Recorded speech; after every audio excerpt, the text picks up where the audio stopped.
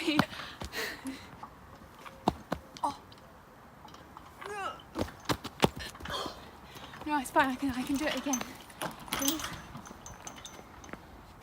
Oh.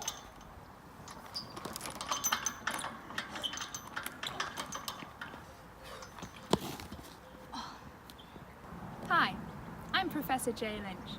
I have a doctorate in swingology, and I graduated from the School of Parkology, you know, the one up in Dorchester. Well, I suppose what really got me into swinging and the motion of swinging and swingology itself really was my family and I went on a cruise ship when I was about 5 years old, 5 or 6, and on the third day of the cruise, after an unfortunate incident with a coil of rope and the scullery maid, I ended up hanging and swinging off the side of the cruise ship, tied to it by my ankle.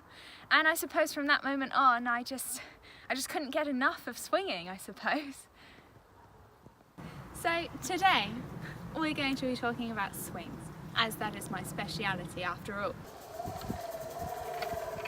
So this is an example of the classic swing. As you can see, there are two examples here, both of them identical.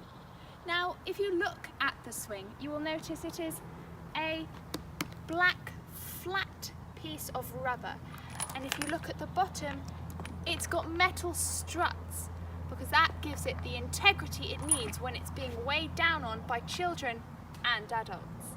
Now, as you can see, the chains are connected to the black base in 4 different areas. 1, 2, 3, 4. And that gives it a strong, solid foundation. Just like at the top here, where you see there's thicker metal chains.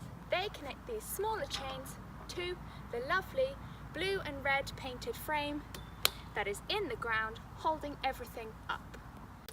My parents they were very encouraging. They really helped my passion. One memorable moment, they tied together several sheets and they hung me out the window so I could swing. We lived in a block of flats in London. And yeah, I'm really grateful to my family really for helping me, you know, graduate. So now I'm going to be demonstrating some simple ways that you can use these classic swings. So, first thing to do is to sit down, get yourself nice and comfortable on the seat, and then grab on to the chains either side of you.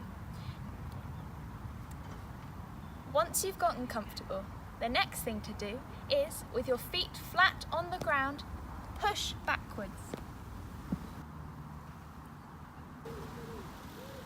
This propels my body forwards and helps that swinging motion.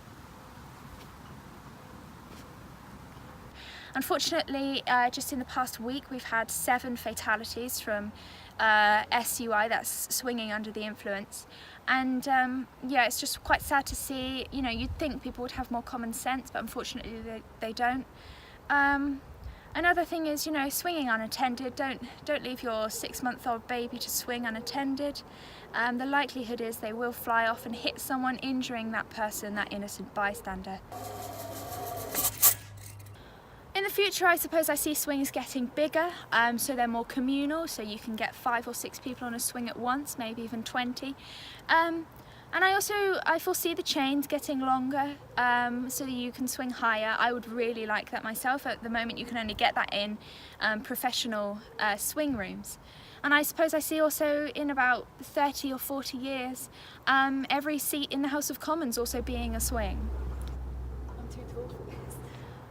I've been developing a aerodynamic chain for the swings. It just means that when you use the swing you don't get rope burn or chain burn on your hands. It goes faster, you can swing more, you know, it's just better all round. It's just really good for the soul.